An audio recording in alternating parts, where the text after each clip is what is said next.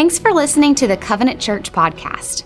We hope this message is encouraging for you, that it's inspiring in your life, and that it helps you take your next steps with Jesus. Now let's check it out. And I thought I'd start today on this last message with just a little illustration, a demonstration, we might say. Some of you know I like to cook, and almost every week I help my wife in preparing a family meal for our growing number of Sheets family members, and we have them over at our house for Sunday lunch. The problem for my family is that we've got this variety of dietary needs that makes it really hard to cook. I mean, I've got some folks that are gluten-free. We have some folks that are allergic to dairy. We've got some people that are doing a keto diet, which means, they're not taking any sugar in their body at all. And then on top of that, I got some people who have an intolerance to eggs. And you might think, well, is there anything else that you could possibly eat if you can't put any of that stuff in your recipe? It's challenging, especially when you're trying to make a dessert. I mean, how do you make something that tastes worth anything if it is gluten-free, dairy-free, sugar-free, egg-free, right? So anyway, I have good news. I do a lot of research, and recently I found a recipe for chocolate cake, which is delicious, and it fits all those parameters. By the way, I will post it, because I know some of you would like to have it. And this chocolate cake uses a secret ingredient, and it's called aquafaba, which I don't even think is really a word. I think somebody made that up. But it is made using the juice of chickpeas. Now, what you do is you take a can of chickpeas, just that you buy at the store, and you open it up, and you pour the juice into the mixing bowl, okay? Just the juice, all right? And then you start your mixer, and you just beat it like this. Now, you might wonder, well, what do you do with the chickpeas? Well, you throw them in the trash because they're terrible. All right? Unless you like chickpeas, or you mash them up and put them in your hummus. I don't know. I'll send you all my chickpeas. All right? So, anyway, you turn this thing on and you beat it for just a minute, and it sort of has the consistency of egg whites. Anyway, once it doesn't take much. And then you end up with this whipped cream. And you mix this chickpea whipped cream aquafaba stuff into your gluten-free flour, sugar-free, dairy-free. And by the way, it is not by far chocolate-free. And it turns into a delicious chocolate cake. Now, my question is, who in the world thought of that, right? Who in the world said, hey, I wonder what would happen if we were to take chickpea juice and beat it and put it in a chocolate cake? I mean, who would have thought that could even be good? But it's incredible. Now, that is exactly the way God works. Taking something that you would never think in a million years, alongside all kinds of random circumstances, and he puts it all in a blender and mixes it together, and something amazing comes out of it. I mean, something amazing comes out of it. And listen, there's no book of the Bible that tells us that kind of story better than the book of Esther, where you have all of these seemingly random events. You go, how in the that happened, and this happened, and this happened, And you go, how in the world is all of that going to come together and amount to anything? And we've talked about it in this series, you might remember. I mean, a lot of people see, circumstances just happening here and there, and they come together, they intersect, and a lot of people go, well, that's called a coincidence. Right? Like, isn't that just funny how all those things just kind of came together? Right? Some people call that fate, meaning that, well, you see, God has worked all this out in advance, and all we're doing is just marching through life like hapless players in a play, and really everything was already going to happen anyway. It's just fate. And I just want to say, you hear me say this, it is not coincidence, and it is not fate. It is something called God's providence. And when I say God's providence, I mean that God is in the middle taking circumstances that you never thought could come together, and He is working them into a beautiful thing. And I'm talking about things you thought never should happen, mistakes, chaos. How can God do anything with this? Brokenness of the worst order, and somehow God can use all of those things and bring them together for His purposes. Now, knowing that that is true, that it's not fate, that we're not just walking through, that everything's already not decided, means that you're in the middle of a story being made right now, and that God is still in the kitchen. He's still working. It hadn't already been decided. He's working right now, and He's determined to use people like you and me in His eternal story. Okay? And by the way, if you know that God is working, even though you look at your circumstances and you go, boy, things are terrible right now. This is awful. How in the world can any of this work out? But you know that God is working, even though you can't see Him, then you can have confidence to walk a different way than everybody else. You can pray like nobody's business, right? You can be a person who has incredible courage and faith, knowing that God is using you to make an amazing story. And that's what I want to talk about today as we finish up this story of Esther. Now, if you've been with us, you know we've walked through all 10 chapters. If you're here for the first time, let me bring you up to speed. The book of Esther starts with a man named Ahasuerus, who has become king of the Medo-Persian Empire. We call him by his Greek name, Xerxes. And when Xerxes came to power, he threw himself a 6-month inauguration party. Nothing arrogant about that at all, right? Threw himself his own ball, and it was a blowout of all blowouts. And when he got to the end, it says that all of his officials are in high spirits, and he's drunk as a skunk. And he comes out and decides that he will order his wife to come over to the banquet, which is all male, all of his officials, and she is to come over and she is to show off her beauty. She is to display herself to all of these men. And she says, no way, Jose. I'm not doing that. I'm not doing that. And he is so embarrassed, he gets mad, and he makes this foolish statement out loud. Well, then get out. You will never come in this castle again. You will no longer be my wife.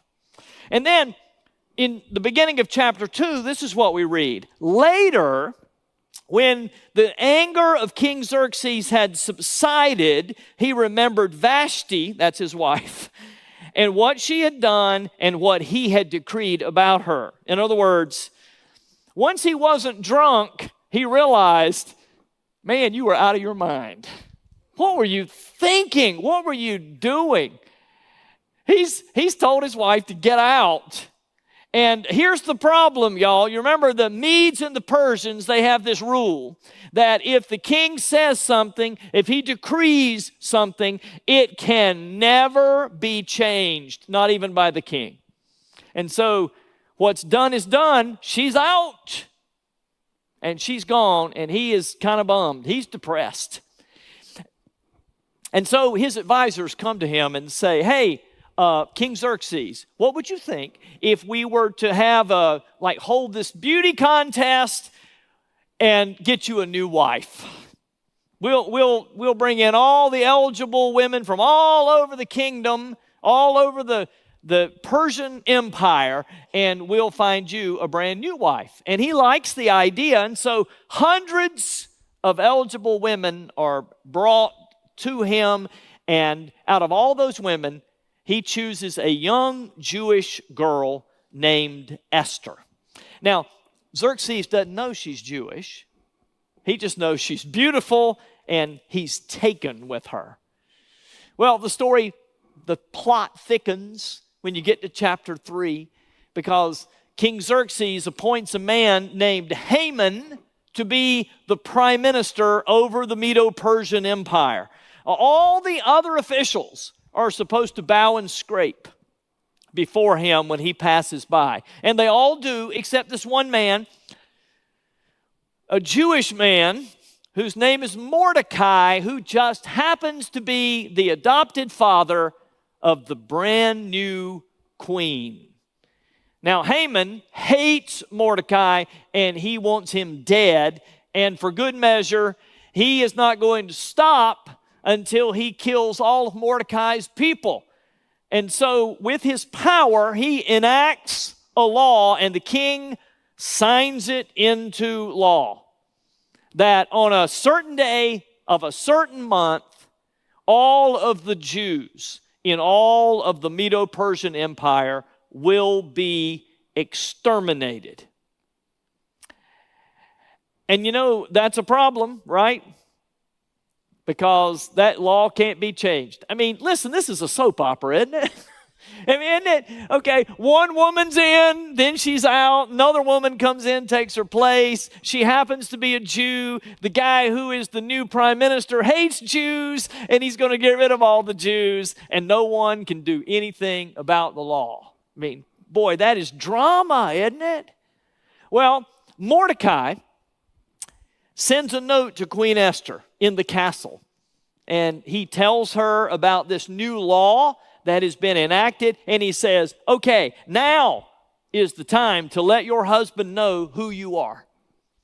All right, tell him you're a Jew and that your people are being threatened.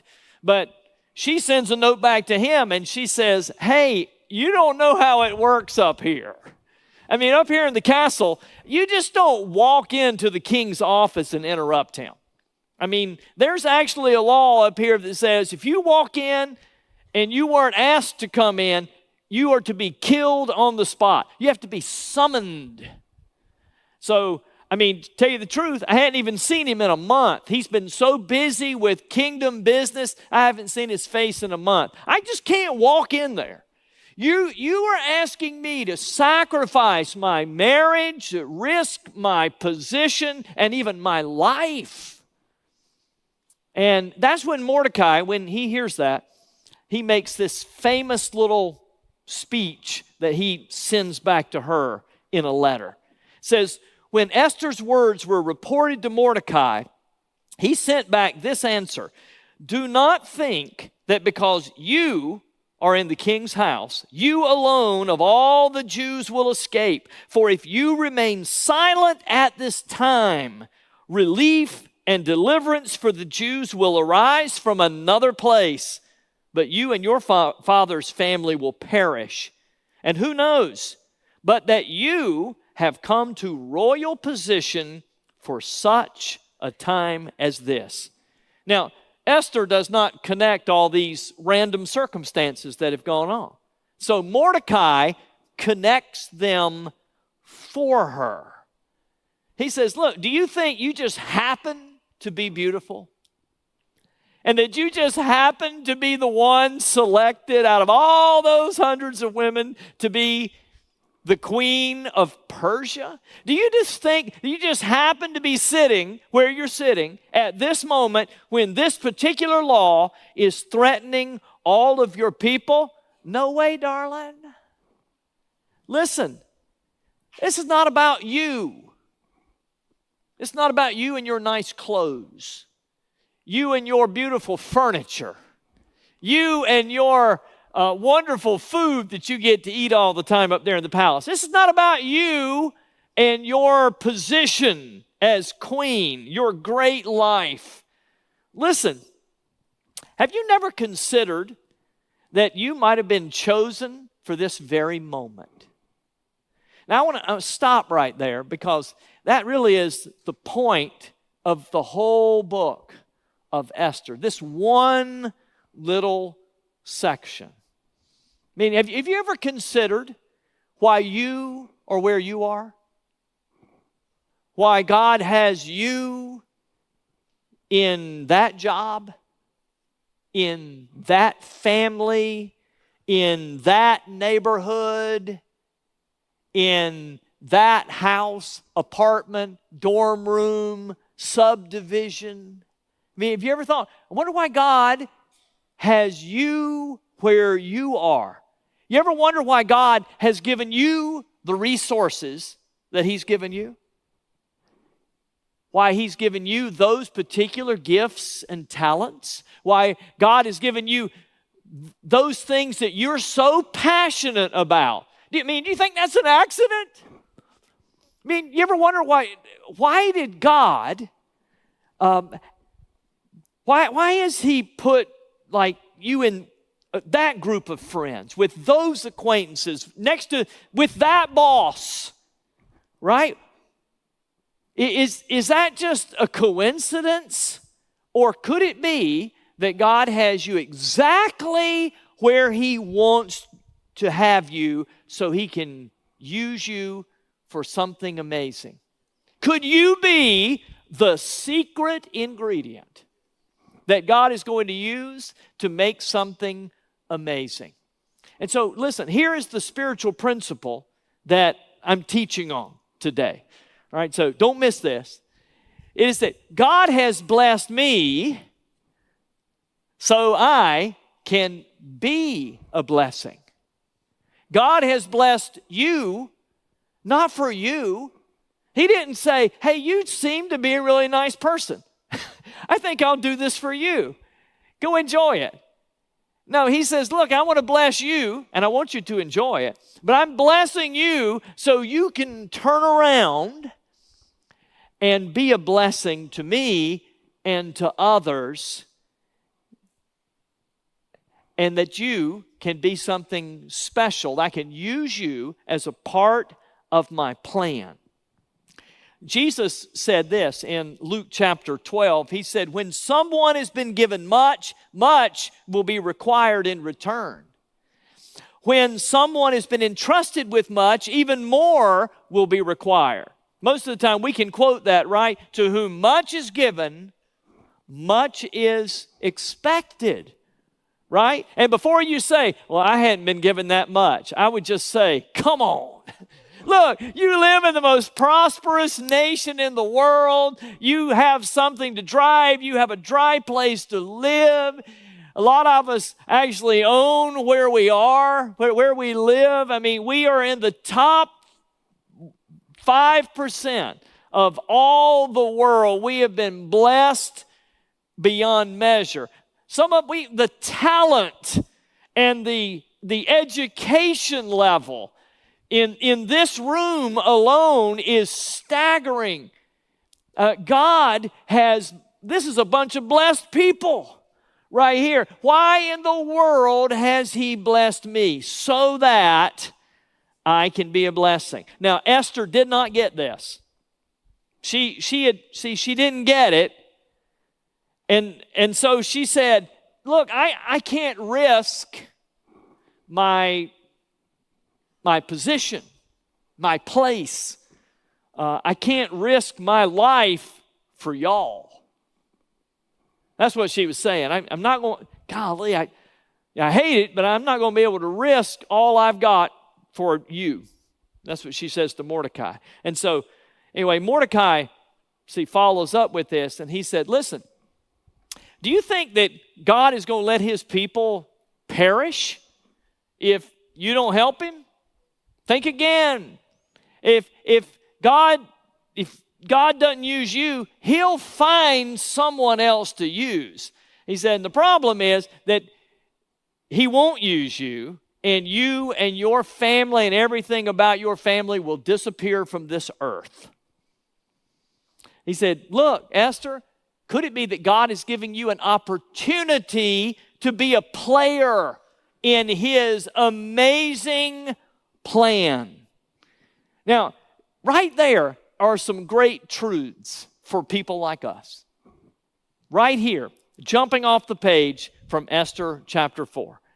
All right, 3 truths. How about these? The first one would be this: God doesn't need me to accomplish his plans. Okay, let that one sink in, y'all.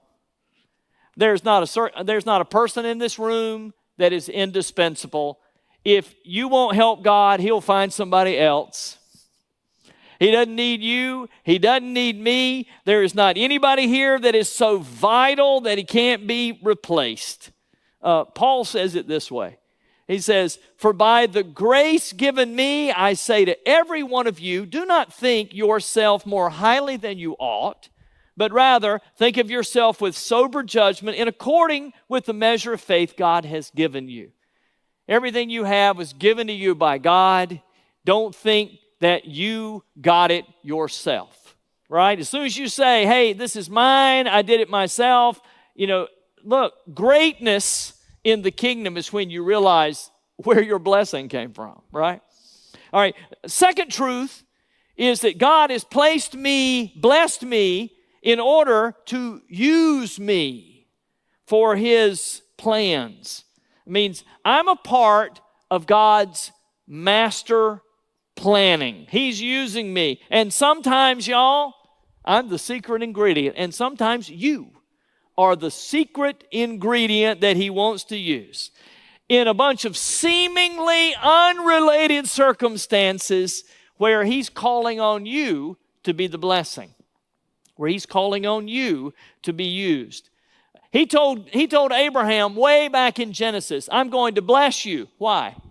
So that you can be a blessing to all nations. I'm going to give you, descendants like the sands of the seashore. I'm going to bless you and bless your family, make your name great. Not for you, Abraham, but for me, so I can glorify myself through you. Again, Paul wrote it this way, and God is able to make all grace abound to you, so that in all things, at all times, having all that you need, you will abound in every good work. Right? There's more where that came from. Right? God is going to give you exactly what you need in order to be used by him. Third truth is this: God asked me to risk what he's given me to help him accomplish his plans. All right, if you know that God has blessed you in order to be a blessing, then these 2 things are true. If you lose what you've got, he'll give you more. Right? And you always ought to be looking for an opportunity to invest what you've got for him. Right? Instead of looking inwardly at yourself, oh, look at my circumstances. You ought to be saying, I wonder why God has put me here right now for this moment. I wonder how God could use me. Look, there was a parable that Jesus told about 3 servants who were given large sums of money in order to invest for their master. The first guy got a whole bunch of money and he invested it well. The second guy got a whole bunch of money, he invested it well. Third guy got a whole bunch of money and he didn't do so well. You remember the story? He says this, so I was afraid and went out and hid your talent. That was like thousands of dollars. I went out and hid your talent in the ground. See, here is what belongs to you. He gives it back, exactly what he was given. His master replied, you wicked, lazy servant. Well then, you should have put my money on deposit with the bankers so that when I returned, I would have received it back with interest. Take the talent from him and give it to the one who has 10 talents. For everyone who has will be given more, and he will have an abundance. Whoever does not have, even what he has will be taken away from him. In other words, if God gives you something and you don't use it, what happens? You'll lose it. If you're not going to use it for him, he'll give it to someone else who will. And so Esther decides right then, okay, I will risk everything to do what I'm supposed to do, where God has put me for such a time as this. Now, most people think, well, that's the big part of the story. Like that is the pivotal passage of the story. Well, that's an important part. That's when Esther decides to be a part of God's plan. But everything's not worked out. No, it starts to get worked out when you get to chapter 6. And let me tell you what's going on in chapter 6. Things are bad in chapter 6. There's a law that says that all the Jews are going to die. And it can't be changed by anybody. Haman has built a gallows, and on the next morning, he's going to hang Mordecai on it. And there's nothing that anybody can do. On top of that, Esther's getting ready to walk into the king's office, and as soon as she walks in, she's going to be struck down dead. Can it be any worse? Can there be a worse scenario? And then we read this. Chapter 6, verse 1. That night, the king could not sleep. Now, if you've got a pencil or a pen, you don't just circle those two words, that night. On this particular night, not any other night, just this night, on that night, the night before all this terrible stuff happens, all of a sudden the king just happens to not be able to sleep. Now, how in the world did he get insomnia on that night if God didn't intervene? And so it says he can't sleep. And so he ordered the book of the Chronicles, the record of his reign, to be brought in and read to him. All right, servant, read something to me. I can't sleep. And so he reads some history to him. And this guy brings in the book. He opens it on the table. He just happens to turn to the page where a guy named Mordecai, who's a Jew, just happens to overhear an assassination plot to kill Xerxes, and it gets foiled, and he saves the king's life. Well, listen, Xerxes really can't sleep now. He sits up and he says, what did we do for that wonderful man? And the guy says, it doesn't say we did anything for him. And he says, how can that be? And then at that very moment, in walks Haman, who has a plan to hang Mordecai up on his gallows and to kill all the Jews. And he can't wait to share this incredible plan with the king. And before he can get the first word out, the king says, Haman, I got a question for you.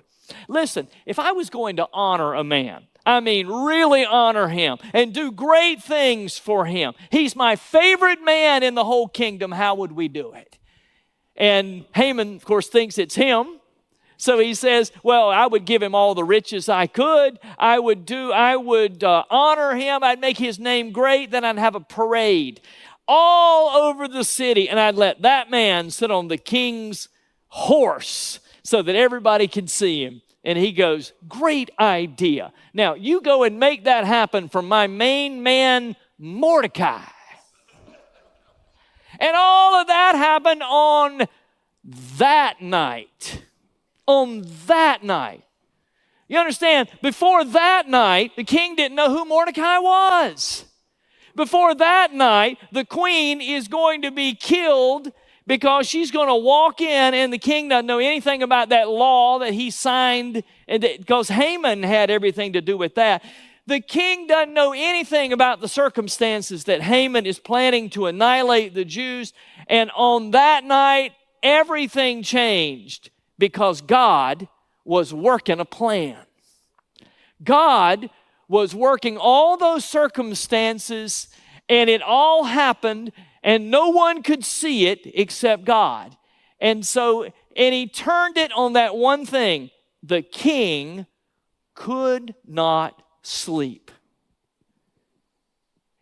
Isn't that amazing? I mean, that all that could change in one single time, one moment of time. And yet it's not so amazing, is it? If God's working and He's taking random circumstances, random to you and to me. You know, I'm over here going, I don't know what's going to happen. And God's going, just wait, I'm working. I got this thing going on over here. And I'm working on this over here. And you're going to see something if you're willing to step into my plan. I've got you in those circumstances right there, so that when all these other things happen, you'll be at the right place at the right time, ready to step in. Because I made you to be a part of my plan. How about that? He made you to be a part of His plan. Listen, I love what another famous king wrote in the Bible. Solomon wrote these words in Proverbs 21. He says, the king's heart is like a stream of water, directed by the Lord. He guides it wherever He pleases. Now, this is King Solomon, who at that time was the greatest king in the whole world. He says, I say to a man, go, and he goes. Everything happens because I say. But really, when it comes down to it, I'm just telling you, I'm just one person in a whole group of circumstances, because the hand in the glove of history is God's hand. He's the one that is working everything out and making an incredible chocolate cake out of it. Listen, when I was first starting out, I was an associate pastor. So I was on staff, and I was the junior pastor, brand new, wet behind the ears. I was the low man on the totem pole. It was me and the janitor. And we had this part-time guy who was our janitor, so I hung out with him a lot. He was about my age, a little older. And anyway, we became really good friends. He came to me one day, and he said, listen, at my full-time job, which the only reason he was doing the janitoring work is because he didn't make enough on his full-time job to support his family. He was a truck driver, and he drove an 18-wheeler, and they delivered LP gas all over the southeastern part of the United States. He said, listen, at my other job, my boss is putting a lot of pressure on me to falsify the records, meaning he wants me to write down that I didn't drive but a certain number of hours, so that I can break the law and drive more hours for the company. And I don't know what to do. If I don't do what he says, I'll probably lose my job. But anyway, I'm not that kind of man, so I don't know what to do. And I hope he won't continue to ask.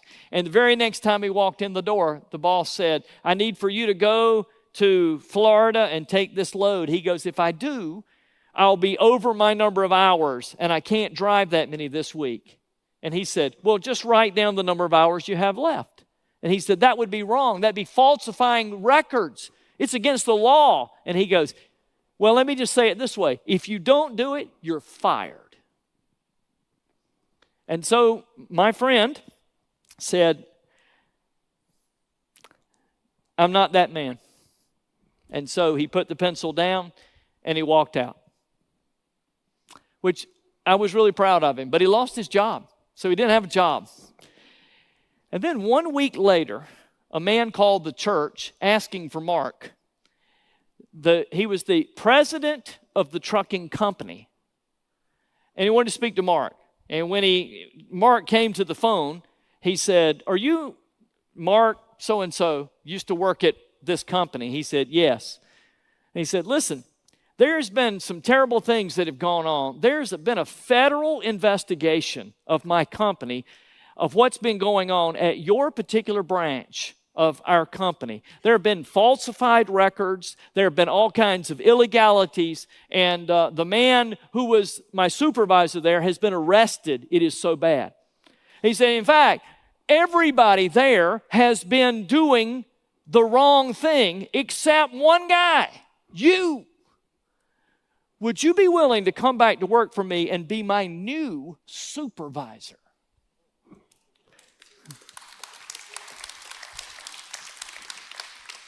Now, we lost a great janitor because he didn't need to work that extra job anymore. But I tell you, they gained a great person to be the supervisor for his company. You know, I wonder, could it be that God has you in the place you're in right now to do what is right? Because he needs someone, a man or a woman of integrity, to do something that is right. Could God have you in the place that you're in right now because you have the resources to do what he needs to have done?